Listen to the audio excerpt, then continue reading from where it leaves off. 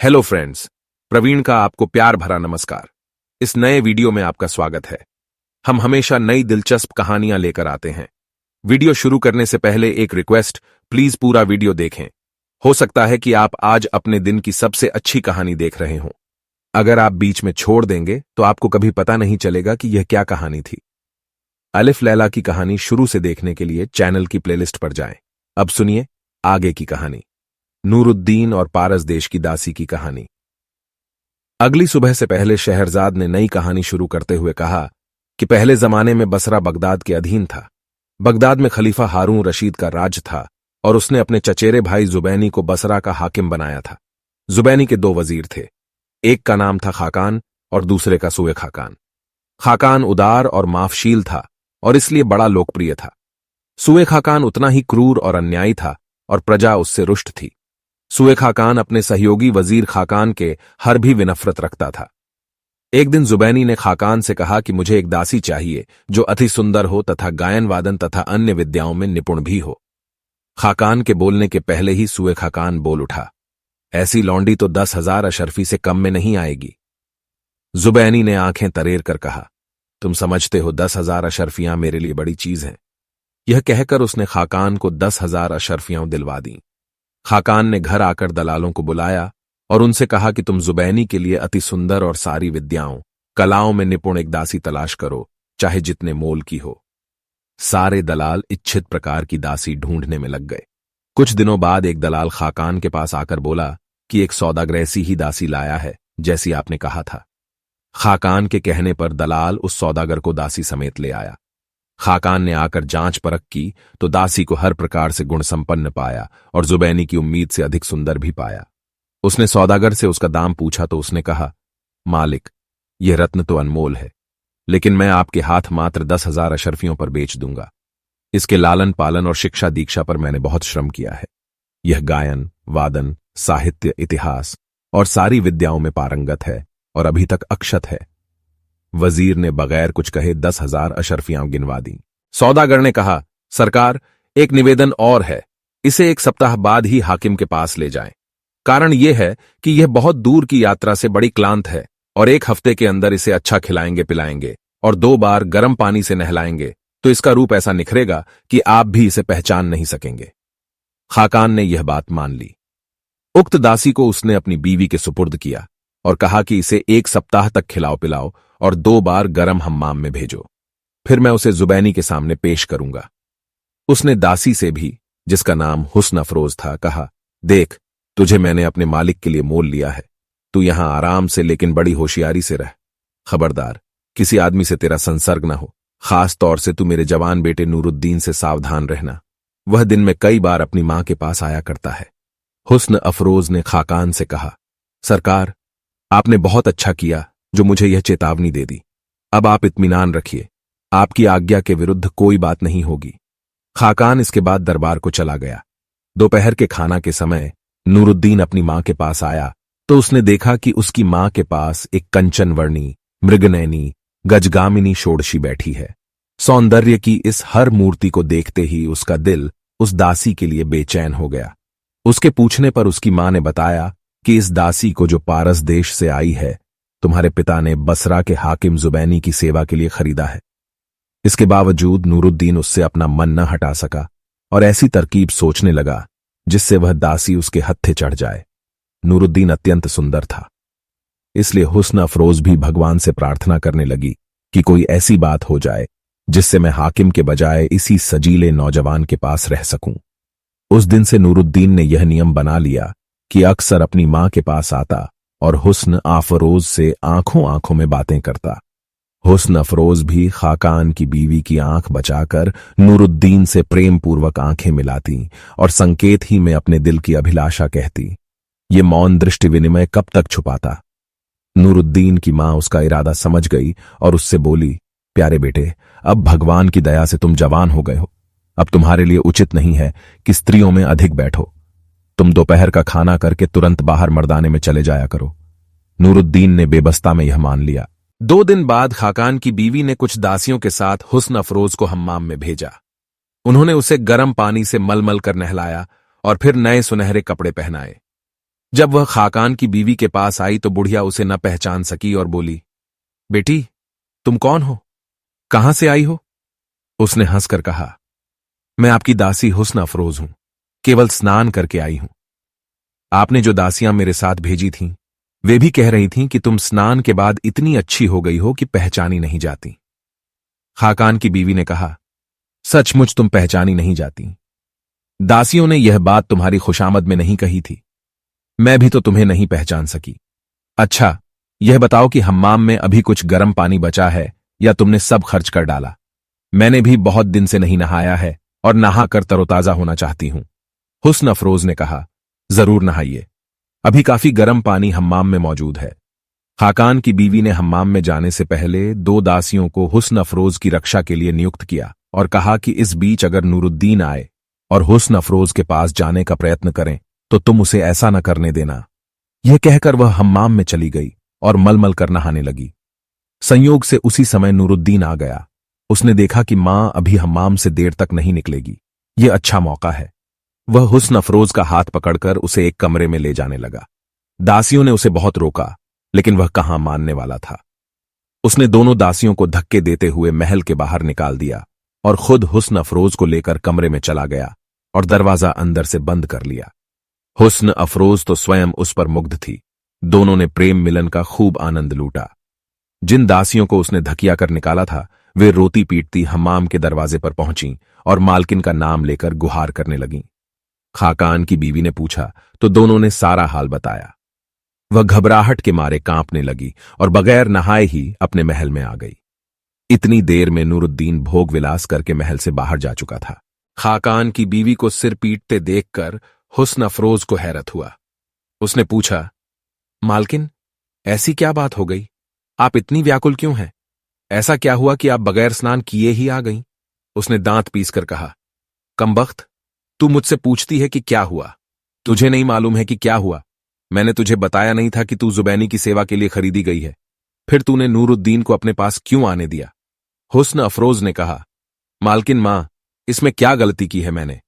यह ठीक है कि सरकार ने मुझे बताया था कि मैं हाकिम के लिए खरीदी गई हूं, लेकिन इस समय आपके पुत्र ने मुझसे कहा था कि मेरे पिता ने तुम्हें मेरी सेवा में दे दिया है और तुम्हें बसरा के हाकिम के पास नहीं भेजेंगे।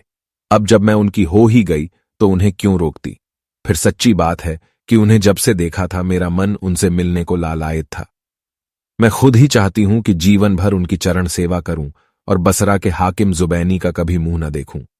खाकान की बीवी बोली, दिल तो मेरा भी इसी में खुश होगा कि तू नूरुद्दीन के पास रहे, लेकिन उस लड़के ने झूठ बोला है। मुझे तो डर यह है कि वजीर जब यह सुनेंगे तो उसे मरवा डालेंगे। अब मैं रोऊं नहीं तो क्या करूं? इतने में वजीर भी आ गया। उसने बीवी से रोने का कारण पूछा। वजीर की बीवी ने कहा, सच्ची बात छुपाने से कोई लाभ नहीं। मैं हम्माम में नहाने गई थी, इसी बीच तुम्हारे इकलौते पुत्र ने यह कहकर इस लौंडी को खराब कर डाला कि तुमने वह लौंडी उसे दे दी थी। तुमने उसे लौंडी दी है या नहीं? खाकान यह सुनकर सिर पीटने लगा और चिल्ला चिल्लाकर कहने लगा, इस बदमाश लड़के ने हम सब का नाश कर दिया। हाकिम जुबैनी के लिए ली हुई अक्षत दासी को खराब कर दिया। मेरी सारी हर्ष मिट्टी में मिला दी। और सिर्फ अपमान की ही बात नहीं है, हाकिम को यह मालूम होगा तो वह मुझे भी मरवा डालेगा और उस अभागे को भी। उसकी बीवी ने कहा, मालिक, जो हो गया उस पर अफसोस करने से क्या लाभ? मैं अपने सारे जेवर उतारे देती हूं। इन्हें बेचने पर 10,000 अशरफियां तो मिल ही जाएंगी। तुम उनसे दूसरी दासी खरीद लेना और हाकिम को दे देना। वजीर ने कहा, क्या तुम समझती हो कि मैं 10,000 अशरफियों के लिए रो रहा हूं या इतनी रकम खुद खर्च नहीं कर सकता? मुझे दुख इस बात का है कि मेरी हर्षठा खतरे में है। सुए खाकान जरूर हाकिम से कह देगा कि मैंने जो दासी हाकिम के लिए खरीदी थी वह अपने बेटे को दे डाली। उसकी बीवी ने कहा, सुए खाकान निस्संदेह तुम्हारा दुश्मन है, लेकिन हमारे घर के अंदर का हाल उसे क्या मालूम। फिर अगर कोई चुगली भी करे तो तुम हाकिम से कह देना कि मैंने आपके लिए एक दासी खरीदी जरूर थी, लेकिन उसकी शरीर परीक्षा से झांत हुआ कि वह आपके योग्य नहीं थी। इस तरह सुए खाकान की शिकायत का कोई प्रभाव नहीं रहेगा। इधर तुम फिर दलालों को बुलवाओ और नई सर्वगुण संपन्न दासी लाने के लिए कहो। बीवी के समझाने से वजीर को ढांढस बंधा। उसका नूरुद्दीन पर उतना क्रोध न रहा, लेकिन वह उसे माफ भी नहीं कर सका। नूरुद्दीन अपने पिता से छुपकर रात के समय महल में आता और सुबह पिता के जागने के पहले बाहर चला जाता। फिर भी उसकी मां को यह भय और चिंता लगी रहती थी कि कभी वजीर ने नूरुद्दीन को देखा तो उसका क्रोध फिर भड़क उठेगा और वह उसे जरूर मार डालेगा। उसने एक दिन अपने पति से यह बात पूछी तो उसने कहा कि मैं पाऊंगा तो जरूर उसे मार डालूंगा। बीवी ने कहा, देखो, वह तुम्हारा इकलौता बेटा है। जवानी में आदमी से भूल हो ही जाती है, उससे भी हो गई। रही यह बात कि उसे अपने अपराध की गंभीरता का पता चल जाए तो उसकी तरकीब मैं बताती हूं। तुम उसे पकड़ लेना और मारने के लिए तलवार निकाल लेना, फिर मैं तुम्हारी खुशामद करके उसे छुड़ा लूंगी। वजीर को यह सुझाव पसंद आया। दूसरे दिन सवेरे बीवी के इशारे पर वजीर ने दरवाजे पर जाकर नूरुद्दीन को धर दबोचा और तलवार निकालकर उसे मारने के लिए उठाई। तभी उसकी बीवी ने आकर उसका हाथ पकड़ लिया और बोली, तुम इसे मारना ही चाहते हो तो पहले मुझे मार डालो। नूरुद्दीन ने भी गिड़गिड़ाकर प्राण भिक्षा मांगी और कहा कि इतने से कसूर पर आप मेरी जान लेंगे तो कयामत में खुदा को क्या जवाब देंगे। वजीर ने तलवार फेंककर कहा, तुम मेरे नहीं, अपनी मां के पांवों पर गिरो। उसी के कहने पर मैंने तुम्हें छोड़ा है। मैं तुम्हें हुस्न अफरोज भी देता हूं, लेकिन खबरदार उसके साथ ब्याहता का व्यवहार करना, दासी का नहीं, और उसे किसी दशा में न बेचना। इसके बाद नूरुद्दीन आनंदपूर्वक हुस्न अफरोज के साथ रहने लगा और वजीर भी उन दोनों की परस्पर मोहब्बत देखकर खुश हुआ और संतोष से रहने लगा। जुबैनी के सामने उसने दासी के बारे में वही कह दिया जो उसकी बीवी ने कहा था। इसके 1 साल बाद की बात है। वजीर ने गर्म पानी से देर तक स्नान किया, लेकिन अचानक कुछ ऐसा काम आ पड़ा कि वह बाहर निकल आया। गर्मी से अचानक सर्दी में आ जाने के कारण वह बीमार हो गया और उसका रोग बढ़ता गया। अपना आखिर समय निकट देखकर नूरुद्दीन से, जो उसकी परिचर्या के लिए बराबर उसके पास रहता था, कहा, मैंने पहले भी कहा था और अब फिर कहता हूं कि हुस्न अफरोज को प्यार से रखना और उसे कभी बेचना नहीं। इसके बाद उसने शरीर छोड़ दिया। नूरुद्दीन ने उसकी बड़ी धूमधाम से अंत्येष्टि की और 40 दिन तक बाप का मातम किया। इसी बीच उसने किसी मित्र आदि को अपने पास आने की इजाजत नहीं दी। फिर धीरे धीरे उसके मित्र उसे तसल्ली देने के लिए आने लगे और कुछ दिनों में मित्रों के आने का तांता लग गया।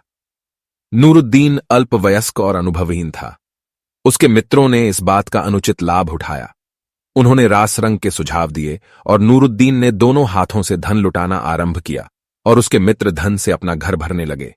एक दिन हुस्न अफरोज ने उसे समझाया, तुमने अपने कमीने मित्रों पर बहुत कुछ लुटा दिया, अब चेत जाओ और यह फिजूल खर्चियां बंद कर दो। नूरुद्दीन हंसकर बोला, क्या बात करती हो? क्या मेरे पिता मरने पर अपने साथ ले गए और क्या मैं ले जाऊंगा? फिर जीवन में आनंद लेने के लिए अपने धन का प्रयोग क्यों न करूं? 2-4 दिन बाद उसका गृह प्रबंधक उसके पास आया और बही खाता खोलकर उसे सारी स्थिति बताने के बाद उससे बोला, आपने इस थोड़े ही समय में बहुत अधिक खर्च कर दिया है। आपके स्वामिभक्त सेवकों से आपकी यह बर्बादी नहीं देखी जाती, इसलिए उनमें से बहुत से लोग काम छोड़कर चले गए हैं। यही हाल रहा तो मैं भी अधिक दिनों तक आपकी सेवा नहीं कर सकूंगा। या तो आप अपने अपव्यय को रोकिए या मेरा हिसाब साफ कर मुझे विदा कीजिए। प्रबंधक के लाख समझने पर भी नूरुद्दीन ने अलल्ले तलल्ले नहीं छोड़े। उसके मित्र उसे पहले से अधिक लूटने लगे। कभी कोई आता और कहता, आपका अमुक बाग और उसमें बना मकान मुझे बहुत भा गया है, आपको तो कोई कमी नहीं, आप उसे मुझे दे दीजिए। और मूर्ख नूरुद्दीन उसके नाम वह बाग और उसके अंदर का मकान लिख देता। इसी प्रकार कोई उसके अरबी घोड़े या विशालकाय हाथी की प्रशंसा करता और नूरुद्दीन उसे भी दे डालता।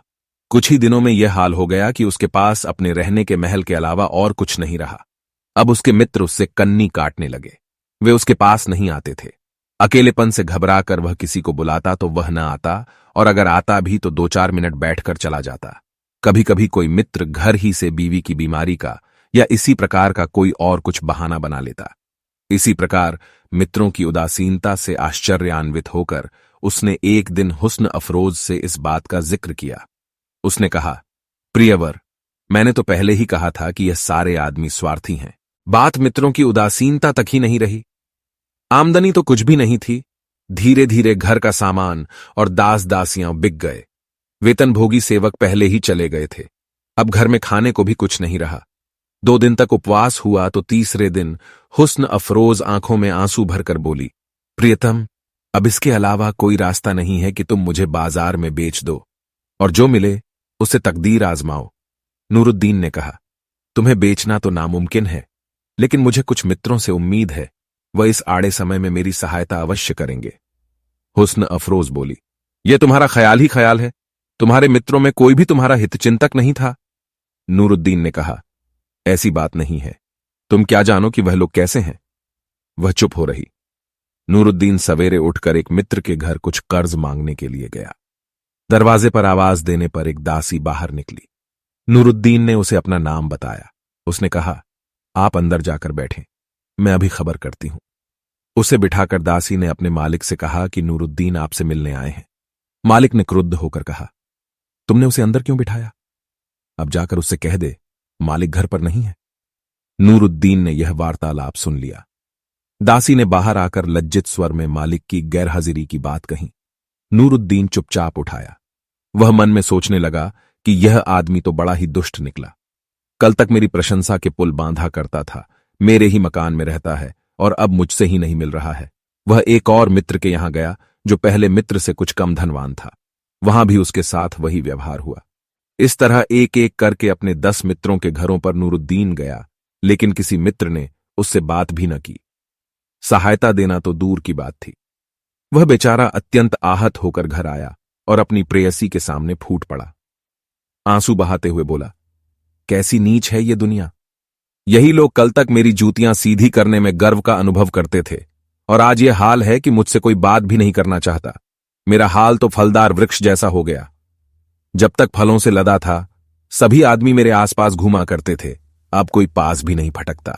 हुस्न अफरोज ने कहा, तुम्हें अब यह मालूम हुआ है? मैं तो शुरू ही से उनके रंग ढंग से जानती थी कि वे सब महास्वार्थी हैं। मैं इसीलिए तुम्हें समझाया करती थी कि उनका साथ न करो। खैर, अब पिछली बातों का क्या रोना, अब यह सोचना है कि आगे क्या होगा। अब तो घर में भी कोई ऐसा सामान नहीं है जो बेच सको, और दास दासी तो तुम पहले ही बेच चुके हो। मकान बेच दोगे तो हम लोग रहेंगे कहां? इसीलिए ऐसा करो कि मुझे दासों की मंडी में ले चलो। तुम्हें याद होगा कि तुम्हारे पिता ने मुझे 10,000 अशर्फियों में खरीदा था।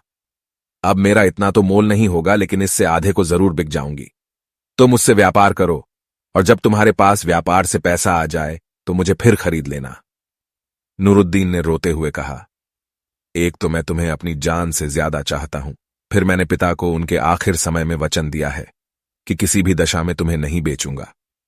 हुस्न अफरोज ने कहा, प्रियतम, तुम ठीक कहते हो, मैं भी तुम्हें अपनी जान से ज्यादा चाहती हूं, लेकिन हमारे धर्म के अनुसार विपत्ति पड़ने पर कसम तोड़ी भी जा सकती है। जैसी विपत्ति तुम पर है उसमें तुम और क्या कर सकते हो।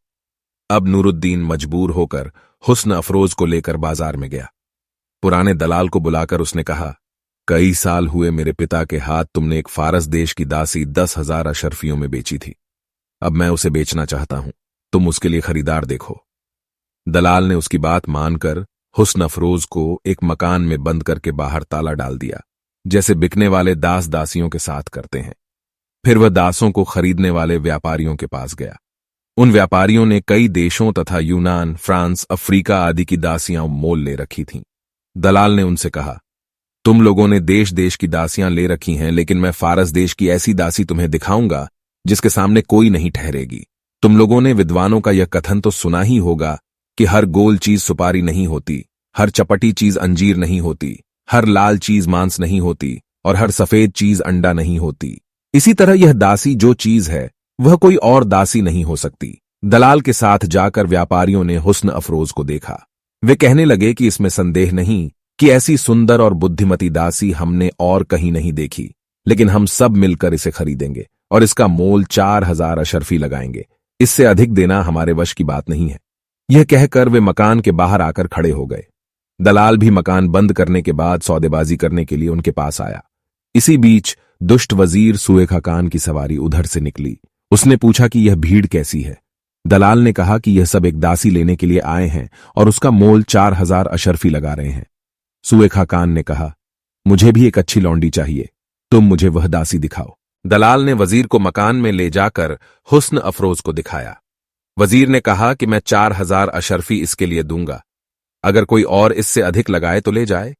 लेकिन इसके साथ ही उसने संकेत ही से सारे व्यापारियों से कह दिया कि खबरदार इसका अधिक मूल्य न लगाना, इसलिए वे चुपचाप खड़े रहे। दलाल ने कहा, मैं इसके मालिक को जाकर बताता हूं कि आपने इसके लिए 4,000 अशर्फियों का दाम लगाया है। अगर वह इस मूल्य पर बेचने को तैयार हो तो आप निस्संदेह दाम देकर इसे अपने घर ले जाएं। इसके बाद दलाल नूरुद्दीन के पास आकर बोला, मुझे दुख है कि आपकी दासी उचित से कम मूल्य पर बिक रही है। मैंने व्यापारियों को उसे दिखाया तो वे उसका 4,000 अशर्फी मूल्य देने को तैयार हो गए। मैं इस फिक्र में था कि कुछ देर और प्रतीक्षा करूं।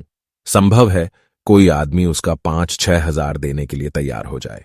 उसी समय वजीर सुए खाकान की सवारी निकल रही थी। भीड़ देखकर उसने पूछा कि क्या बात है। ये मालूम होने पर कि एक अच्छी दासी बिक रही है, उसने उसे देखना चाहा और देखने पर उसके लिए 4,000 अशर्फियां लगा दी। साथ ही अन्य व्यापारियों को भी इशारा कर दिया कि इससे अधिक दाम न लगाना। अब बोलो, तुम क्या कहते हो? नूरुद्दीन ने कहा। सुए खाकान हमारे कुटुंब का पुराना दुश्मन है। मुझे यह बिल्कुल मंजूर नहीं कि किसी भी कीमत पर उसके हाथों अपनी प्रिय दासी बेचूं। दलाल ने कहा, वैसे तो वही उसके कुछ अधिक दाम लगा सकता है और मैं उसके हाथ दासी बेचने को बेबस हो जाऊंगा। लेकिन अगर तुम वास्तव में उसे किसी दाम पर न बेचना चाहो तो सिर्फ एक तरकीब है। मैं उसे वजीर के हाथ में देने लगूं तो तुम उसी समय आ जाना और दासी के मुंह पर झूठ मूठ का थप्पड़ मारकर उसे अपनी ओर घसीट लेना और कहना कि मुझे एक बात पर इस दासी पर क्रोध आ गया था और मैंने कसम की थी कि बाजार में खड़े खड़े तेरा सौदा कर दूंगा। वह सौदा हो गया और मेरी कसम पूरी हो गई। अब मैं इसे बेचना नहीं चाहता और किसी दाम पर भी इसे नहीं बेचूंगा। नूरुद्दीन ने दलाल की बात बड़ी खुशी से मंजूर कर ली और चुपके चुपके उसके पीछे दास दासियों के बाजार में पहुंच गया। जिस समय दलाल दासी का हाथ सुए खाकान के हाथ में देने लगा, तभी नूरुद्दीन बीच में आ गया। हुस्न अफरोज का दूसरा हाथ पकड़कर उसने अपनी ओर उसे खींचा और उसके मुंह पर 2 तमाचे हल्के से मारकर कहा, तू जाती कहां है? वह तो तेरी बदतमीजी और आज्ञा न मानने पर मैंने तुझे बेच देने को कहा था। अब तेरी बिक्री हो चुकी, तू सीधी तरह से घर चल। यह कहकर नूरुद्दीन उसे घसीटता हुआ अपने घर की ओर ले चला। सुए खाकान कुछ देर तक इस आकस्मिक घटना के कारण स्तंभित सा रहा, क्योंकि उसे यह भी नहीं मालूम था कि लौंडी नूरुद्दीन की संपत्ति है। फिर वह अपमान के कारण क्रोध में जल उठा और घोड़ा दौड़ाकर उसने रास्ते में नूरुद्दीन को जा पकड़ा। उसने नूरुद्दीन के एक कोड़ा मारना चाहा, लेकिन नूरुद्दीन पहले से होशियार था। उसने कोड़े का वार बचाकर सुए खाकान का हाथ पकड़कर उसे घोड़े से नीचे खींच लिया। अब दोनों में मल्लयुद्ध होने लगा। वजीर बूढ़ा था और नूरुद्दीन जवान। उसने वजीर को उठा उठाकर कई बार जमीन पर पटका और खूब रगड़े दिए। बाजार के सारे लोग तमाशा देखने खड़े हो गए। चूंकि सभी सुए खाकान से नाराज थे, इसलिए सभी चुपचाप उसकी दुर्दशा देखते रहे और किसी ने सुए खाकान की सहायता नहीं की। यहां तक कि जब वजीर के नौकर बचाने के लिए बढ़े तो वहां उपस्थित लोगों ने उन्हें यह कहकर रोक दिया, तुम लोग इन दोनों के बीच में न पड़ो। तुम्हें मालूम नहीं कि यह नौजवान भी वजीर पुत्र है, दिवंगत वजीर खाकान का पुत्र है। इसलिए वे भी डरकर रुक गए। नूरुद्दीन ने बूढ़े वजीर की दुर्गति कर दी। उसके शरीर से कई जगह खून निकल आया और उसके सारे वस्त्र और शरीर के सारे अंग खून और मिट्टी से सन गए और वह बेदम सा होकर एक ओर गिर रहा। नूरुद्दीन हुस्न अफरोज को लेकर अपने घर को चला गया। सुए खाकान वैसे ही लहू और मिट्टी से सने कपड़े और बदन लेकर हाकिम जुबैनी के पास पहुंचा। उसे वजीर को ऐसी दशा में देखकर हैरत हुआ और वह बोला, तुम्हें किसने मारा? सुए खाकान ने हाथ जोड़कर कहा, सरकार, पुराने वजीर खाकान के बेटे नूरुद्दीन ने मेरी यह दुर्दशा की है। जुबैनी ने विस्तृत विवरण चाहा तो सुए खाकान ने कहा, मैं आज बाजार की तरफ से निकला तो एक जगह भीड़ देखी। पूछने पर मालूम हुआ कि एक दासी बिक रही है। मुझे भी गृह काम के लिए एक दासी की जरूरत थी, इसलिए मैं भी रुक गया। दासी के देखने पर मुझे वह आपकी सेवा के उपयुक्त मालूम हुई, इसलिए मैंने 4,000 अशर्फी पर उसका सौदा कर लिया। इतने में नूरुद्दीन आ गया और बोला कि मैं अपनी दासी तुम्हारे हाथ नहीं बेचूंगा। मैंने उसे बहुत समझाया कि मैं यह दासी अपने लिए नहीं बल्कि हाकिम के लिए खरीद रहा हूं, लेकिन उसने मेरी एक न सुनी। आपको भी भला बुरा कहा और मुझे मार पीट कर दासी को ले गया। सरकार, आपको याद होगा कि 3-4 बरस पहले आपने खाकान को 10,000 अशर्फियां एक सर्वगुण संपन्न दासी खरीदने के लिए दी थीं। उसने इसी धन से यह दासी खरीदकर अपने बेटे को दे दी। तब से वह दासी उसी के पास है।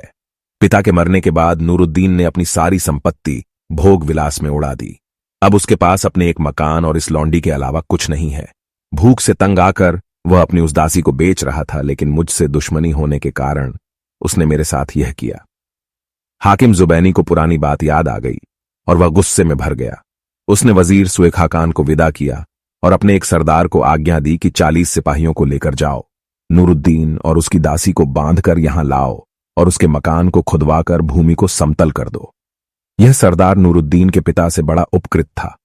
वह छुपकर अकेला उसके घर पर पहुंचा और उसे हाकिम की आज्ञा को बताकर कहा, यह 40 अशर्फियां लो। इस समय मेरे पास इतना ही है। तुम तुरंत दासी को लेकर कहीं भाग जाओ, वरना जान से हाथ धोगे। मैं भी भागता हूं। कोई मुझे यहां देखकर हाकिम से कह देगा तो मैं भी मारा जाऊंगा। यह कहकर सरदार उसी तरह छुपकर चला गया। इधर नूरुद्दीन ने जाकर हुस्न अफरोज को यह सब बताया और उसे लेकर मकान के पिछवाड़े की दीवार फलांग कर नदी के तट पर भागता हुआ पहुंचा। संयोग से उसी समय एक छोटा जहाज बगदाद जाने के लिए लंगर उठा रहा था। नूरुद्दीन और दासी के सवार होते ही जहाज ने लंगर उठा दिया और बगदाद को चल पड़ा। उधर कुछ देर बाद वही सरदार अपने साथ सशस्त्र सैनिकों को लाकर नूरुद्दीन का दरवाजा ऐसे क्रोध से खटखटाने लगा जैसे वास्तव में उसे गिरफ्तार करने आया हो। दरवाजा न खुलने पर उसने उसे तुड़वा दिया और अंदर जाकर सिपाहियों को मकान की तलाशी लेने और नूरुद्दीन और उसकी दासी को पकड़ने की आज्ञा दी। सिपाहियों ने मकान में न कोई सामान पाया न कोई आदमी। उसने पड़ोसियों से पूछा कि नूरुद्दीन कहाँ है। उनमें दो एक को मालूम था कि वह पिछवाड़े से भाग गया है, लेकिन सभी लोग उसे चाहते थे, इसलिए बोले कि हम लोगों को बिल्कुल नहीं मालूम कि वह कहाँ गया। सरदार ने हाकिम से जाकर सारा हाल कहा तो उसने कहा कि उसका घर गिरवाकर समतल कर दो और शहर में मुनादी करवा दो कि जो नूरुद्दीन को पकड़कर लाएगा उसे 1000 अशर्फियों का इनाम मिलेगा, और अगर कोई उसे या उसकी दासी को शरण देगा तो उसे तथा उसके कुटुंबियों को मृत्यु दंड दिया जाएगा। इसलिए ऐसा ही किया गया। उधर नूरुद्दीन का जहाज बगदाद पहुंचा तो कप्तान ने यात्रियों को समझाया कि यह शहर अद्भुत है, यहां क्षण मात्र में गरीब अमीर बन जाता है और अमीर गरीब, इसलिए यहां परदेशियों को सावधान रहना जरूरी है। खैर, बगदाद पहुंचकर अन्य सौदागर तो अपने अपने ठिकानों पर गए। नूरुद्दीन ने कप्तान को 5 अशर्फियां किराए में दी और हुस्न अफरोज को लेकर उतरा। उसके लिए यह शहर नितांत अपरिचित था और उसकी समझ में नहीं आ रहा था कि किस जगह ठहरे। दोनों बहुत देर तक भटकने के बाद एक बाग में पहुंचे जो नदी के तट पर था और जिसका दरवाजा खुला था। यहां बहुत देर तक बाग के कुंड में हाथ पांव धोने और जल पीने के बाद वे एक दालान में जा बैठे। वे दोनों बहुत थक गए थे, इसलिए लेट गए और लेटते ही सो गए। यह बाग खलीफा हारून रशीद का था। वह इसमें रात को सैर के लिए आया करता था। उस बाग में रात दिन मोमबत्तियां जला करती थीं। उसमें एक विशाल बारहदरी थी जो इतनी ऊंची थी कि उसकी छत पर होने वाली रोशनी सारे शहर में दिखाई देती थी। उस बारहदरी में 80 दरवाजा थे जिनके किवाड़ बिल्लौर के बने हुए थे। बाग के रक्षक का नाम शेख इब्राहिम था। उसकी इजाजत के बगैर कोई आदमी बाग में प्रवेश नहीं कर पाता था। उस दिन वह थोड़ी देर के लिए बाग का दरवाजा खुला छोड़कर बाहर चला गया था। फिर उसे कुछ देर लग गई। संध्याकाल निकल आने पर शेख इब्राहिम आया तो देखा कि कुंड के समीप की दालान में 2 व्यक्ति मुंह पर महीन चादरें डाले सो रहे हैं। उसे बड़ा क्रोध आया और उसने इरादा किया कि डंडा उठाकर दोनों को पीटे। फिर यह सोचकर रुक गया कि शायद ये परदेशी हों। बगैर सोचे विचारे इन्हें दंड देना ठीक नहीं है। पहले इनसे पूछूं कि ये यहां क्यों और कैसे आए। उसने दोनों के मुंह की चादरें हटाईं तो देखा कि एक से बढ़कर एक सुंदर औरत आदमी है। उसने नूरुद्दीन का पांव हिलाकर उसे जगाया। उसने जाग कर देखा कि एक सफेद दाढ़ी वाला बूढ़ा मौजूद है तो उसने फौरन उठकर उसके हाथ चूमे और अदब से सलाम किया और बोला, पिताजी, मेरे लिए क्या आज्ञा है? रक्षक उसके विनय से प्रभावित होकर बोला, बेटे, तुम कौन हो? कहां से आए हो? नूरुद्दीन ने कहा, हम लोग परदेशी हैं। हम यहां किसी को नहीं जानते। आप कृपया हमें रात भर यहां रहने की इजाजत दें। सवेरा होते ही हम चले जाएंगे। बूढ़ा और प्रभावित हुआ। कहने लगा, यहां सोने में तुम्हें कष्ट होगा। तुम मेरे साथ चलो। मैं तुम्हें ऐसी जगह ठहराऊंगा जहां तुम आराम से सो सको। वहां से इस सारे बाग की सैर भी कर सकते हो। नूरुद्दीन ने पूछा, क्या यह बाग आपका है? उसने मुस्कुराकर कहा, हां, यह मेरे बाप की जायदाद है। फिर उसने बाग की एक और आरामदह इमारत में उन्हें ठहराया जहां से सारा बाग दिखाई देता था। उसने उन्हें वहां की और भी इमारतें दिखाईं। फिर नूरुद्दीन ने रक्षक के हाथ में 2 अशर्फियां रखीं और कहा कि इससे हम लोगों के लिए सुस्वाद खाना मंगा दीजिए। बूढ़े ने सोचा कि बहुत अच्छा हुआ कि मैंने ऐसे धनी और सुसंस्कृत आदमी को नहीं मारा। इन अशर्फियों से तो बढ़िया से बढ़िया खाना लाने पर भी मेरे पास बहुत कुछ बचा रहेगा। इसलिए वह उन्हें बाग की बारहदरी में बिठाकर खाना लाने चला गया। इधर नूरुद्दीन ने चाहा कि ऊपर जाकर सैर करे, लेकिन जाकर देखा कि जीने में ताला जरा था। बाग का रक्षक खाना लाया तो नूरुद्दीन ने कहा कि हम ऊपर जाकर भी देखना चाहते हैं। क्या आप हमें दिखा सकेंगे? दरोगा ने ताली निकालकर ताला खोल दिया। वे दोनों ऊपर जाकर बहुत खुश हुए। नूरुद्दीन ने कहा कि आप कृपा करके हम लोगों को यहीं सोने की इजाजत दे दीजिए। उसने यह भी कहा कि आप भी हमारे साथ खाना करें और यहीं आराम करें। बूढ़े ने सोचा कि आज खलीफा तो आने वाले हैं नहीं, आने वाले होते तो अब तक संदेश भिजवा देते। उसने यह भी सोचा कि ऐसे उदार आदमी की बात नहीं टालनी चाहिए, इसलिए वह न केवल उन्हें स्थान देने पर राजी हो गया, अपितु उसने खलीफा के लिए रखे हुए जड़ाऊ बर्तनों में उन्हें खाना परोसा। सब लोग खाना खाकर हाथ धो चुके तो नूरुद्दीन ने कहा, कुछ पीने को भी मिल सकता है? रक्षक ने कहा, मैं शरबत ला सकता हूं, लेकिन शरबत खाने के पहले पिया जाता है, बाद में नहीं। नूरुद्दीन बोला, आप ठीक कहते हैं, लेकिन मेरा मतलब शरबत से नहीं था, अंगूरी शराब से था। उद्यान रक्षक ने कहा, देखो इस्लाम में शराब हराम है। फिर मैं तो 4 बार हज कर आया हूं, मैं तो शराब पीना क्या उसे हाथ से भी नहीं छू सकता, बल्कि मैंने कभी शराब देखी भी नहीं है। नूरुद्दीन ने कहा, मैं एक तरकीब बताता हूं। बाग की खाई के पास एक गधा बंधा है, उसे ले आइए। मैं रूमाल में एक अशर्फी बांधकर उसकी पीठ पर रख दूंगा। आप उसे हाँकते हुए शराब खाने तक ले जाएं और शराब खाने के मालिक को इशारे से अशर्फी दिखा दें। वह समझ जाएगा और अशर्फी लेकर शराब की मटकियां गड्ढे पर लाद देगा। फिर आप गधे को यहां ले आएं। यहां हम वे पात्र उतार लेंगे। आपको शराब छूने या मुंह से मांगने की जरूरत ही नहीं पड़ेगी। बूढ़े को इसमें कोई बुरी बात नहीं दिखाई दी। उसने वही किया जो नूरुद्दीन ने कहा था। गधे के वापस आने पर नूरुद्दीन ने मटकियां गधे से उतार कर रखीं और बूढ़े से कहा, आपने हम लोगों पर बड़ी कृपा की है, अब थोड़ी और दया कीजिए। 2-3 गिलास और शराब के साथ खाने के लिए कुछ फल ले आइए। बाग के रक्षक दारोगा ने यह चीजें भी लाकर दीं और साफ कपड़ा जमीन पर बिछाकर उस पर फल काट कर तश्तरियों में रख दिए और गिलास भी। ये करके वह कुछ दूर जा बैठा ताकि कहीं ये लोग मुझसे भी शराब पान के लिए न कहें। जब दोनों को शराब पीकर नशा आ गया तो नूरुद्दीन ने हुस्न अफरोज से कहा कि हम लोग कितने तकदीरवान हैं कि इस निपट अनजाने शहर में भी हमें ऐसी सुंदर जगह ठहरने को मिली है। फिर वे दोनों गाने लगे। उनका गाना सुनकर दारोगा खुश हुआ और कुछ पास आकर गाना सुनने लगा। नूरुद्दीन ने उससे कहा, दारोगा साहब, आप बहुत अच्छे आदमी हैं, आप भी हमारे इस आनंद में शामिल हो जाएं। मैं आपकी प्रशंसा में कसीदा सुनाऊंगा। दारोगा ने हंसकर कहा, आप दोनों के आनंद से मुझे काफी आनंद आ रहा है, अब और आनंद क्या चाहिए। ये कहकर वह फिर दूर जा बैठा। हुस्न अफरोज ने नूरुद्दीन से कहा, आप कहें तो मैं इस बूढ़े कर्मकांडी को भी शराब पिला दूं। उसने कहा, ऐसा हो जाए तो बड़ा मजा आएगा। हुस्न अफरोज बोली, आप उसे बुलाकर अपने हाथ से शराब का गिलास दें। वह पी ले तो ठीक है, वरना आप खुद उस गिलास को पीकर चारपाई पर लेटकर सोने का बहाना करना। फिर देखो मैं इसे किस तरह राह पर लाती हूं। नूरुद्दीन ने यह मान लिया।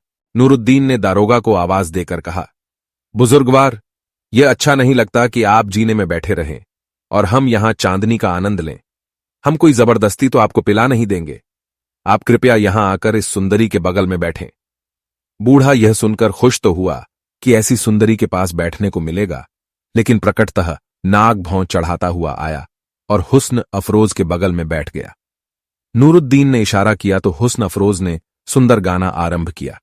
गाना खत्म होने पर नूरुद्दीन ने एक गिलास भरकर दारोगा को दिया और कहा कि अगर आप गाने से खुश हैं और इसका इनाम देना चाहते हैं तो यह गिलास तो पी ही लें। बूढ़े ने कहा, मैं पहले ही आपको अपनी मजबूरी बता चुका हूं, वरना आपकी बात क्यों टालता। नूरुद्दीन ने कहा, जैसी आपकी इच्छा। यह कहकर वह गिलास को खुद पी गया।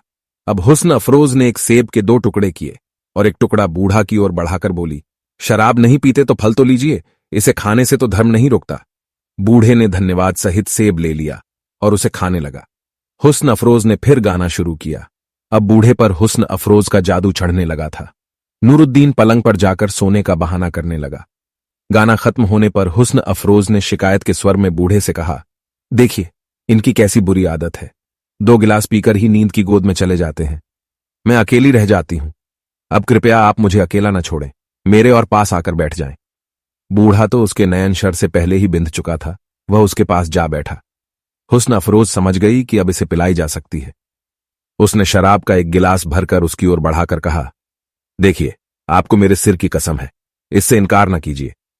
इसके पीने से जो पाप आप पर पड़ेगा वह मैं अपने सिर लेती हूं। यह कहकर उसने हाव भाव के साथ गिलास उसके मुंह से लगा दिया। बूढ़ा उसे पी गया और बचा हुआ आधा सेब भी खा गया। हुस्न अफरोज ने दूसरा गिलास बढ़ाया तो उसने बगैर हिचके पी लिया।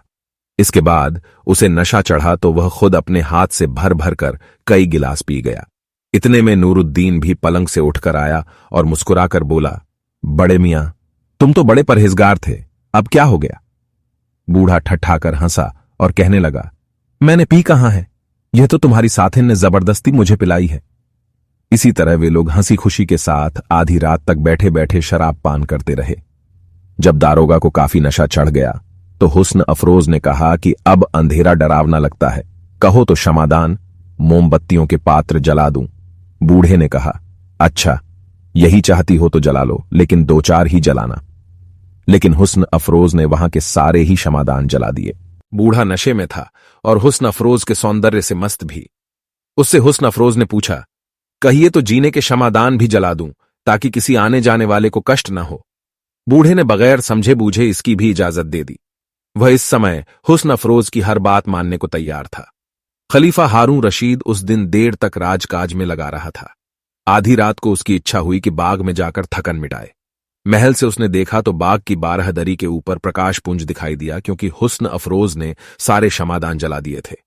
उसने अपने वजीर जाफर से कहा, समझ में नहीं आता, मैं तो यहां हूं, इस बाग की 12 दरी में रोशनी किसने करवाई है? जाफर की समझ में भी कुछ ना आया, लेकिन वह दिल का अच्छा आदमी था। बाग के दारोगा को बचाने के लिए झूठ बोल गया। बाग के दारोगा ने एक मानता मानी थी और कहा था कि यह पूरी होगी तो अपने मित्रों को दावत दूंगा। उसने आज दावत दी होगी। खलीफा को इस बात पर विश्वास न हुआ। उसने खुद भी साधारण नागरिक के वस्त्र पहने और जाफर तथा अपने प्रधान अंगरक्षक मसरूर को भी पहनवाए और उन दोनों को लेकर चुपके से बाग की ओर चला। वहां जाकर देखा कि बाग का बाहरी दरवाजा खुला है। उसे दारोगा की असावधानी पर रोष हुआ और वह कहने लगा कि यह दरवाजा क्यों खुला है। जाफर इसका क्या जवाब देता? फिर खलीफा इन लोगों को बाग में बिठाकर खुद चुपचाप जीने पर चढ़कर छत का तमाशा देखने लगा। उसने देखा कि एक अति सुंदर युवक के साथ एक अनिंद्य सुंदरी बैठी है और दारोगा शराब का गिलास उस औरत को देते हुए कह रहा है, हे परम सुंदरी, मैंने अभी जी भरकर तुम्हारा गाना नहीं सुना, एक गाना सुनाओ, इसके बाद मैं भी तुम्हें गाना सुनाऊंगा। लेकिन वह औरत का गाना सुनने के बजाय खुद गाने लगा। स्पष्ट था कि उसे गाना नहीं आता था, यूं ही रैंक रहा था। खलीफा को यह देखकर हैरत हुआ। उसने सोचा कि इस दारोगा को क्या हो गया, यह तो बड़ा सदाचारी था। वह चुपके से उतरा और वजीर जाफर को साथ लाकर उसे इशारे से दिखाया कि यहां क्या हो रहा है। उसने कहा, सरकार, मैं तो कुछ समझ नहीं पाया। खलीफा ने कहा, मैं इन सबको कड़ा दंड दूंगा, लेकिन यदि इस सुंदरी ने अच्छा गाया तो माफ कर दूंगा। वे दोनों छुप कर सुनने लगे। बूढ़े ने कहा, कुछ ऐसा गाओ कि जी खुश हो जाए। हुस्न अफरोज बोली, यहां बांसुरी होती तो मैं वह गाना सुनाती कि तुम भी याद करते। अगर मिल सके तो बांसुरी लाओ। बूढ़ा झूमता हुआ उठा और एक कोठरी खोलकर उसमें से बांसुरी निकाल लाया। हुस्न अफरोज बांसुरी बजाने लगी। खलीफा ने वजीर से कहा, यह औरत तो बड़ी अच्छी बांसुरी बजाती है, इस कारण मैंने इसका अपराध माफ किया और उसके कारण उसके साथी को भी। लेकिन बूढ़े की हरकत प्रशासन की बात है और तुम्हारी जिम्मेदारी है, इसलिए तुम जरूर फांसी पाओगे। वजीर ने कहा, भगवान करता कि वह बुरा बजाती। खलीफा ने कहा, तुम यह बात क्यों कर रहे हो? वजीर बोला, अगर ऐसा होता तो ये दोनों मारे जाते और इन दोनों के साथ मरने में सुख मिलता। खलीफा इस चतुराई के उत्तर से हंस पड़ा। हुस्न अफरोज ने बार बारी से बांसुरी और गले से वही राग निकाला तो खलीफा लौटपोट हो गया। वह संगीत का अच्छा मर्मज्ञ था। उसने इस डर से कि जीने ही में कहीं उससे वाह वाह न निकल जाए, वजीर के साथ चुपचाप नीचे उतर आया और बोला, भाई, यह औरत तो गाने और बजाने दोनों में बेमिसाल है। हमारा दरबारी गवैया गाने बजाने में विश्वविख्यात है, लेकिन इसके सामने वह अनाड़ी बच्चा मालूम होता है। मैं चाहता हूं कि पास से जाकर इसका गायन वादन सुनूं, लेकिन मेरी समझ में नहीं आ रहा है कि यह बात कैसे हो। वजीर ने कहा, आपकी बात बिल्कुल ठीक है। अगर आप उन लोगों के सामने गए तो दारोगा आपको इन साधारण वस्त्रों में भी पहचान लेगा और डर के मारे ही मर जाएगा, और ये दोनों भी आपके डर से गाना बजाना भूल जाएंगे। खलीफा ने कुछ सोचकर कहा, तुम मसरूर के साथ बाग में बैठो, मैं बाहर जा रहा हूं, मेरे लौटने तक प्रतीक्षा करो। खलीफा ने बाग से निकलते ही देखा कि एक मछुआरा 4-5 बड़ी बड़ी मछलियां लेकर नदी की ओर से आ रहा है। खलीफा ने उसे रोककर कहा कि मुझे 2 अच्छी मछलियां बेच दो। मछुआरे ने खलीफा को साधारण वस्त्रों में भी पहचान लिया और डर के मारे कांपने लगा। खलीफा ने कहा, तुम डरो नहीं, मैं तुम्हें अच्छा इनाम दूंगा, लेकिन तुम मेरे यह कपड़े पहन लो और अपने कपड़े मुझे दे दो और चुपचाप घर चले जाओ। उसने ऐसा ही किया। खलीफा उसके कपड़े पहनकर 2 बड़ी मछलियां लेकर बाग में आ गया। जाफर और मसरूर उसे इस वेश में देखकर पहचान न सके। वजीर ने समझा कि यह मछवाहा बेवक्त कुछ इनाम मांगने आया है। उसने झिड़क कर उससे भाग जाने के लिए कहा। इस पर खलीफा खिलखिलाकर हंस पड़ा। अब वजीर ने गौर से देखा तो उसे पहचान गया और माफ मांगने लगा कि आपको पहचान न पाने पर ऐसी भूल हुई। उसने कहा, जब मैं ही इस वेश में आपको पहचान नहीं सका तो और कोई क्या पहचानेगा। अब आप बेधड़क बारहदरी की छत पर जाएं और जी भरकर उस सुंदरी का गाना सुने। खलीफा मछवाहे के वेश में और 2 मछलियां लिए हुए ऊपर गया और दरवाजा खटखटाया। दारोगा ने पूछा, कौन है? खलीफा ने दरवाजा खोलकर बहुत झुककर सलाम किया ताकि पहचाना न जाए। फिर वह बोला, मैं करीम मछवाहा हूं। मैंने सुना है कि आपने अपने मित्रों की दावत की है, इसलिए मैं आपकी सेवा में 2 बहुत ही बढ़िया मछलियां लाया हूं ताकि आप मेहमानों को भली तरह संतुष्ट कर सकें। दारोगा ने नशे में खलीफा को बिल्कुल न पहचाना और बोला, तुम मछवाहे हो या चोर? रात में इस तरह घूमते हो? खैर, यहां आओ और दिखाओ कि क्या लाए हो। खलीफा मछलियां ले गया तो हुस्न अफरोज को वे पसंद आईं। उसने दारोगा से कहा कि इन्हें भुनवा दीजिए तो मजा आ जाए। दारोगा ने हुक्म दिया, करीम, फौरन बावर्ची खाने में जाओ और ये मछलियां भून लाओ। खलीफा बोला, बहुत अच्छा सरकार। ये कहकर नीचे आया और जाफर और मसरूर से कहा कि इन मछलियों को साफ करके भूनना है। जाफर पाक शास्त्र में निपुण था। चुनांचे तीनों बावर्ची खाने में गए और तेल, मसाला आदि ढूंढकर मछलियों को साफ करके उन्हें अच्छी तरह प्रकार से भूना। उन्होंने कुछ नींबू भी काटकर मछली के टुकड़ों के साथ थालियों में सजा दिए और उन्हें ऊपर ले गए। उन तीनों ने स्वाद ले लेकर मछलियां खाईं क्योंकि जाफर ने बहुत लजीज मछलियां बनाई थीं। हुस्न अफरोज ने कहा, वास्तव में मैंने जीवन में ऐसी लजीज मछलियां नहीं खाई थीं। नूरुद्दीन को भी मछलियां पसंद आईं। फिर हुस्न अफरोज की प्रशंसा से उस पर और असर पड़ा। उसने अशरफियों की थैली निकाली और मछवाहा बने हुए खलीफा को देकर कहा, देखो भाई, मेरे पास जो कुछ था वह सब मैंने तुम्हें दे डाला। काश तुम मेरे पास पहले आए होते जब मैं वास्तव में इनाम देने की हालत में था। तब तुम देखते कि मैं किस तरह खुश होने पर इनाम दिया करता हूं। अभी जो मिला है उसी से संतोष करो। खलीफा ने थैली खोली तो देखा कि उसमें 24 अशरफियां हैं। उसे हैरत हुआ कि यह कौन ऐसा मनचला है कि पकी हुई मछलियों के लिए 24 अशरफियां दिए डाल रहा है। उसने कहा, मालिक, भगवान आपको युगों युगों तक कुशलतापूर्वक और खुशतापूर्वक रखे। मैंने अपने सारे जीवन में आप जैसा दानवीर नहीं देखा। अब आप नाराज न हो तो एक निवेदन करूं। मैंने आपकी सुंदरी साथिन के पास बांसुरी रखी देखी है। मालूम होता है कि इसे बांसुरी बजाने का शौक है। मुझे भी संगीत सुनना बहुत अच्छा लगता है। आप आज्ञा दें तो मैं भी 2 मिनट बैठकर इनकी वादन कला देख लूं और फिर आप लोगों को आशीर्वाद देता हुआ अपने घर चला जाऊं। नूरुद्दीन उदारता की धुन में तो था ही। उसने हुस्न अफरोज से कहा, चलो इस बेचारे को भी कुछ सुना दो। इसे कहां गाना बजाना सुनने को मिलता होगा। हुस्न अफरोज पर भी शराब का नशा खूब चढ़ा था। साथ ही सुस्वादु मछलियां खाकर वह भी बहुत खुश थी। उसने सोचा कि मैं अपना पूरा कमाल दिखाऊं। उसने बांसुरी उठाई और एक साथ ही बांसुरी और मुंह से एक ही राग इस कौशल के साथ निकाला कि दोनों में एक स्वर का भी आखिर नहीं था। खलीफा ने बहुत प्रशंसा की। फिर उसने खाली बांसुरी पर एक बड़ा कठिन राग निकाला। खलीफा ने जी खोलकर प्रशंसा की। उसने कहा, मालिक, मैंने ऐसी गुणवंती नारी कभी नहीं देखी।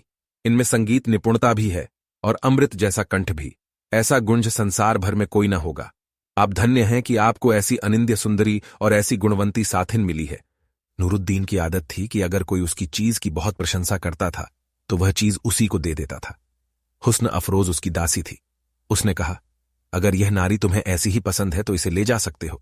मैंने इसे तुम्हें दे डाला। तुम संगीत मर्मज्ज जान पड़ते हो, इसकी अच्छी कद्र करोगे। हुस्न अफरोज को बड़ी परेशानी हुई कि ऐसे सुंदर मालिक के बजाय मछवाहे के साथ रहना पड़ेगा। नूरुद्दीन उठकर चलने लगा था।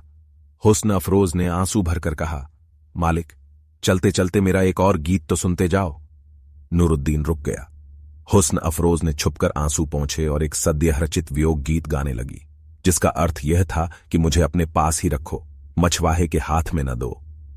नूरुद्दीन ने उसका भाव तो समझ लिया, लेकिन वह बेबस होकर चुप बैठा रहा। दी हुई चीज के लिए कैसे कहता कि मैं इसे नहीं दूंगा। खलीफा ने हैरत से पूछा, यह औरत आपकी दासी है? उसके स्वर में सहानुभूति पाई तो नूरुद्दीन ठंडी सांस भरकर कहने लगा, करीम, तुम इतने पर क्या हैरत करते हो? मेरी पूरी कहानी सुनो तो वास्तव में हैरत में पड़ जाओगे। यह कहकर उसने सारा किस्सा उसे बताया। मछवाहे बने हुए खलीफा ने कहा, अब आप कहां जाएंगे, क्या करेंगे? नूरुद्दीन ने कहा, जो भी भगवान चाहेगा वही होगा। खलीफा ने कहा, आप कहीं ना जाएं, वापस बसरा चले जाएं। मैं वहां के हाकिम को एक छोटा सा पत्र लिखे देता हूं, वह जुबैनी को दे देना। इसके बाद तुम्हारे सारे दुख दूर हो जाएंगे। नूरुद्दीन ठट्ठाकर हंस पड़ा, बोला, भाई तेरा दिमाग तो ठीक है, कहां कहां राजा और कहां रंग। जुबैनी तेरे पत्र पर क्या ध्यान देगा? खलीफा ने कहा, आप जानते नहीं, जुबैनी मेरा बचपन का साथी है। वह कई बार मुझे वजीर बनाने के लिए बुला चुका है, लेकिन मैं उसका एहसान लेने के बजाय पैतृक धंधा करना पसंद करता हूं। नूरुद्दीन इस पर पत्र लेने को तैयार हो गया। खलीफा ने कलम और कागज लेकर इस प्रकार का पत्र लिखा, मैं मेहंदी का पुत्र खलीफा हारून रशीद अपने चचेरे भाई जुबैनी को, जो बसरा का हाकिम है, यह आदेश देता हूं कि इस पत्र को देखते ही वजीर खाकान के पुत्र नूरुद्दीन को, जिसके हाथों यह पत्र जा रहा है, अपनी जगह बसरा का हाकिम बनाओ और शासन की कुर्सी पर बिठाओ। इस आज्ञा का रंचमात्र भी उल्लंघन नहीं होना चाहिए। यह लिखकर खलीफा ने पत्र बंद किया और जाफर को दिया।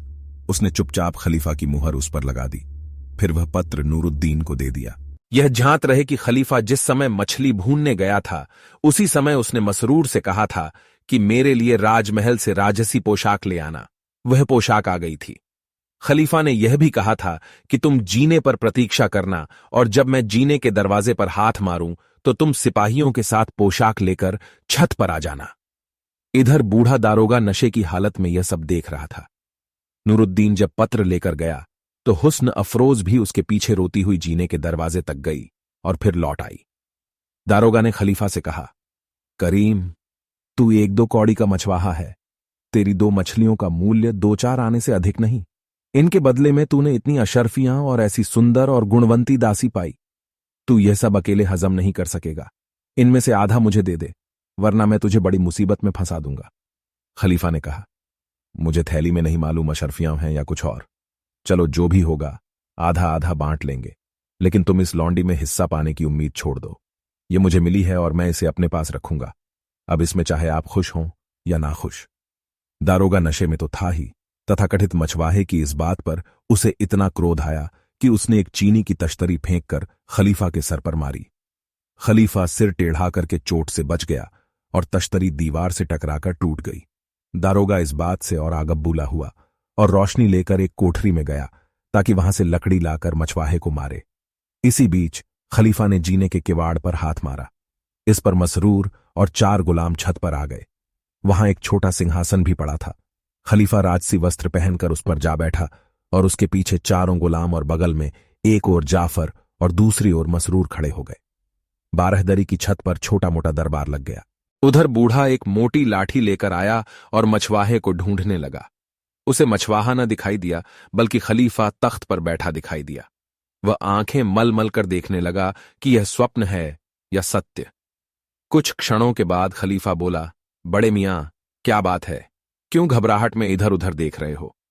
अब बूढ़े ने पहचाना कि खलीफा ही मछवाहा बना हुआ था। वह उसके पांवों पर गिर पड़ा और अपनी दाढ़ी खलीफा की जूतियों पर मलमल कर अपने अपराध के लिए माफ मांगने लगा। खलीफा ने कहा, तुम्हारे एक नहीं, कई अपराध हैं। बाग को खुला छोड़ दिया, अजनबियों के साथ शराब पी, दूसरे को मिली चीज में हिस्सा बंटाने लगे और न मिलने पर मार पीट पर उतारू हो गए।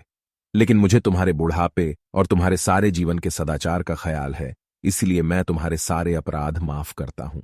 लेकिन आगे से होशियार रहना। अब हुस्न अफरोज समझ गई कि यह बाग का मालिक स्वयं खलीफा है।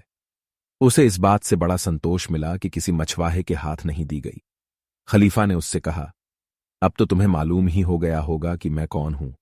मैंने संसार भर में नूरुद्दीन से बढ़कर बड़े दिल वाला कोई आदमी नहीं देखा, जो केवल प्रशंसा करने पर अपनी सबसे प्यारी चीज दे डाले। मैंने पत्र द्वारा उसे बसरा का हाकिम नियुक्त किया है। जब वह अपना काम संभाल लेगा तो मैं तुम्हें भी उसके पास भेज दूंगा। तब तक तुम मेरे महल में रहोगी। यह सुनकर हुस्न अफरोज की खुशी का ठिकाना नहीं रहा। खलीफा उसे लेकर महल में आया। दूसरे दिन उसने हुस्न अफरोज को अपनी रानी जुबैदा के हाथ में सौंपा और कहा कि इसका ख्याल रखना, यह बसरा के नए हाकिम नूरुद्दीन की औरत है और कुछ दिनों बाद इसे उसी के पास भेजना है। इधर नूरुद्दीन एक जहाज में बैठकर, जो उसी समय छूट रहा था, बसरा पहुंचा और अपने किसी मित्र या परिचित से मिले बगैर सीधे हाकिम जुबैनी के पास पहुंचा। वह उस समय मुकद्दमों के फैसले कर रहा था। नूरुद्दीन बेधड़क उसके पास पहुंचा और कहा, आपके पुराने मित्र ने यह पत्र आपके लिए दिया है। जुबैनी ने खलीफा की हस्तलिपि देखकर पत्र को चूमा और वजीर सुए खाकान से उसे पढ़ने के लिए कहा। वजीर ने पत्र देखा तो उसकी जान निकल गई।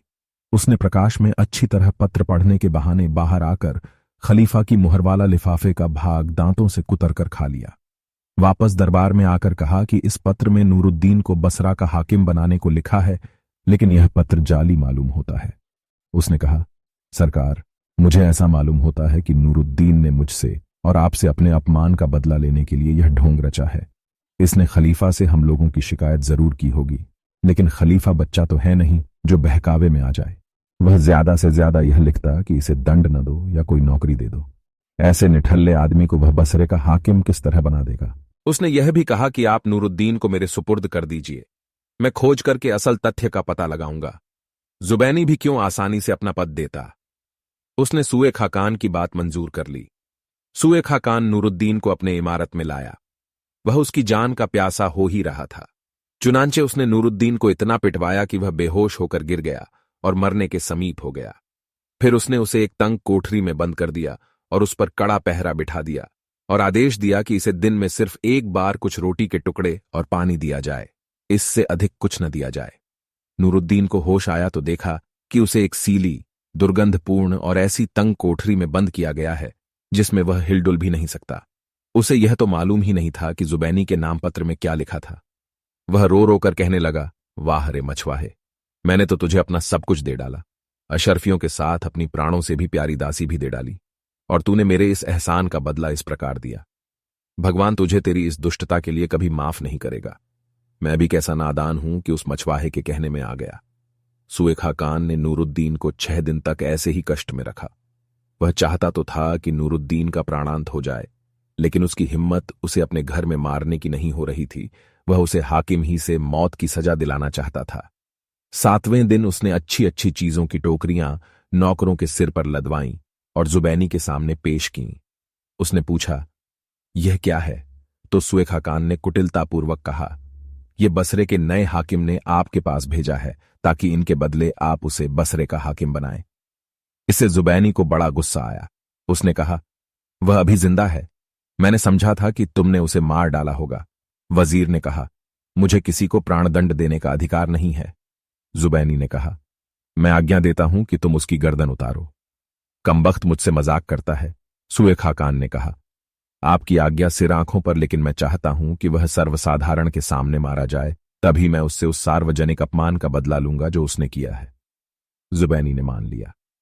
शहर में मुनादी की गई कि कल नूरुद्दीन की, जिसने वजीर का खुलेआम अपमान किया था, अमुक स्थान पर गर्दन काटी जाएगी। सुए खाकान उसे अत्यंत अपमानपूर्वक अंधे बेजीन के घोड़े पर बिठाकर वरस्थल पर लाया। नूरुद्दीन ने कहा, बुढ़े खबीस, तू मुझ निर्दोष को झूठ और छल से अपमानपूर्वक मरवा रहा है, मगर याद रखना कि भगवान निर्दोष व्यक्ति का खून बहाने वाले आदमी को कभी माफ नहीं करता। सुए खाकान दांत पीसकर बोला, दुष्ट, तू इस तरह से मेरा सब लोगों के सामने अपमान कर रहा है। खैर, इसकी सजा क्या दी जाए? तुझे तो सबसे बड़ी सजा मिलने वाली है। नूरुद्दीन को महल से लगे एक बड़े मैदान में पहुंचा दिया गया, जहां लोगों को आम जनता के सामने मारा जाता था। जल्लाद ने कहा, मुझे आपके पिता का जमाना याद है। मैं आपका सेवक हूं, लेकिन इस समय मेरा कर्तव्य आपको मारना है। आपकी कुछ अंतिम इच्छा हो तो कहें। नूरुद्दीन ने कहा कि मुझे पानी पीना है। जल्लाद ने एक आदमी से पानी मंगाया और नूरुद्दीन पीने लगा। सुए खाकान जल्लाद पर बिगड़ने लगा कि देर क्यों कर रहा है, तुरंत ही इसकी गर्दन क्यों नहीं काट देता। जो लोग वहां मौजूद थे वे वजीर की कठोरता पर उसे बुरा भला कहने लगे, लेकिन उस पर कुछ प्रभाव न हुआ। जल्लाद ने देखा कि वजीर नाराज हो रहा है तो उसने तलवार निकाली। वह वार करना ही चाहता था कि जुबैनी ने महल की खिड़की से सिर निकालकर कहा, अभी इसे न मारो, मुझे दिखाई देता है एक बड़ी फौज चली आ रही है, पहले मालूम तो हो कि यह क्या मामला है। सुए खाकान चाहता था कि नूरुद्दीन जल्दी से जल्दी मारा जाए। उसने कहा, यह धूल तो उन लोगों के आने से उठी है जो इस पापी के मारने का तमाशा देखने आ रहे हैं। आप जल्लाद को आज्ञा दें कि वह तुरंत अपना काम करें। जुबैनी बोला, नहीं, ये सेना ही है। अभी जल्लाद हाथ रोके रहे। मैं पहले पता तो लगाऊं कि कौन आ रहा है। हुआ यह था कि हुस्न अफरोज को अपनी मल्लिका के पास भेजकर खलीफा उसके और नूरुद्दीन के बारे में भूल गया था। 2-4 दिन बाद उसने अपने महल में एक दुख भरे गाने की आवाज सुनी। उसे हैरत हुआ कि इतना दुखी होकर कौन गा रहा है। पुछवाया तो सेवकों ने बताया कि यह नूरुद्दीन की दासी है जिसे आपने आश्रय दिया था। वही नूरुद्दीन के वियोग में विरह गीत गा रही है। वजीर जाफर को बुलाकर कहा, नूरुद्दीन के मामले में देर नहीं होनी चाहिए। तुम मेरी सनद और हुक्मनामा लेकर फौज के साथ खुद जाओ। अगर सुए खाकान ने दुर्भिसंधि करके नूरुद्दीन को मरवा डाला हो तो तुम फौरन उसे मरवा डालना। अगर नूरुद्दीन जिंदा हो तो तुरंत उसे और जुबैनी को मेरे पास ले आओ। मैं इस संबंध में सारे फरमान लिखवा कर देता हूं। नूरुद्दीन के सौ तकदीर से जाफर ठीक उसी समय पहुंचा जब जल्लाद नूरुद्दीन को मारने ही वाला था। उसकी सेना शहर में आई तो लोगों ने सत्कार पूर्वक उसे रास्ता दिया। जाफर जुबैनी के दरबार में पहुंचा। जुबैनी उसके सम्मानार्थ अपने तख्त से उतरकर स्वागत के लिए दरवाजे तक आया। जाफर ने पूछा, नूरुद्दीन का क्या हाल है? उसे मरवा तो नहीं डाला? अगर वह जिंदा है तो उसे तुरंत मेरे सामने लाओ। नूरुद्दीन उसी तरह बंधा बंधाया लाया गया। जाफर ने उसकी रस्सी खुलवाई और खलीफा का फरमान दिखाकर सुए खाकान को उसी रस्सी में बंधवाया। जाफर उस दिन तो वहीं ठहरा।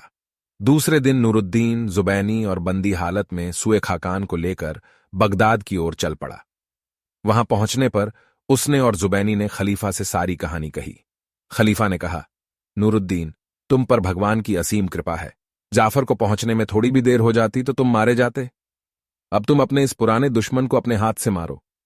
नूरुद्दीन ने खलीफा के सामने की भूमि को चूमकर कहा, सरकार, इसमें संदेह नहीं कि यह मेरा पुराना दुश्मन है, लेकिन यह इतना बड़ा पापी है कि मैं इसके खून से अपने हाथ रंगना नहीं चाहता।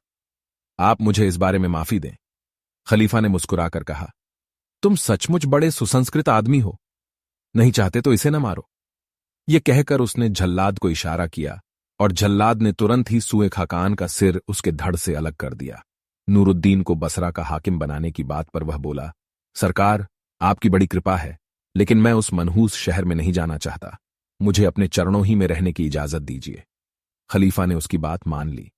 उसे एक बड़ी जागीर और विशाल इमारत देकर अपना दरबारी बना लिया और हुस्न अफरोज को उसे दे दिया। खलीफा जुबैनी से भी नाराज था कि उसने पहली आज्ञा क्यों नहीं मानी, लेकिन जाफर ने उसकी सिफारिश की कि इसी ने आखिर समय में नूरुद्दीन की हत्या रुकवाई। इसीलिए खलीफा ने उसका पद उसे वापस दे दिया। दुनियाजाद ने कहा, बहन, बहुत ही बढ़िया कहानी कही। तुम्हें तो बहुत अच्छी कहानियां आती हैं, कोई और कहानी कहो ना। बादशाह शहरयार ने भी अपने मौन द्वारा दुनियाजाद की बात का समर्थन किया और शहजाद ने अगली कहानी आरंभ कर दी। इस वीडियो में कहानी यहीं तक। आगे के लिए आपसे मिलते हैं अगली वीडियो में। ऐसे ही और भी ढेरों मजेदार कहानियां, हैरान कर देने वाले किस्से, अनसुलझी घटनाएं, रहस्य और जानकारियों के लिए अभी हमारे चैनल को सब्सक्राइब करें। आपको ये वीडियो पसंद आया हो तो लाइक जरूर कीजिए और शेयर कीजिए। नोटिफिकेशन के लिए राइट साइड जो नीचे बेल आइकन है, इसको दबा दें ताकि लेटेस्ट अपडेट आपके पास सबसे पहले पहुंचे। तब तक के लिए हंसते रहिए, मुस्कुराते रहिए